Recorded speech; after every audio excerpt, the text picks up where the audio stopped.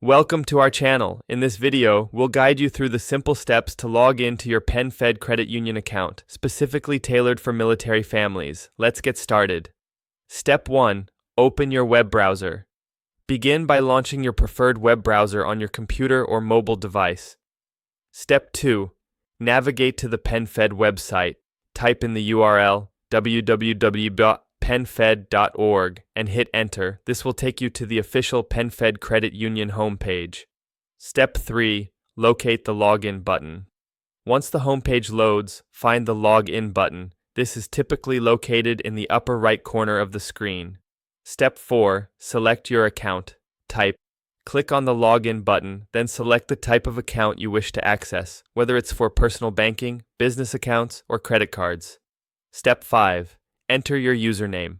In the login prompt that appears, input your registered username in the designated field. Step 6. Enter your password. Next, type in your password. Ensure that it is entered correctly, paying attention to capitalization and any special characters.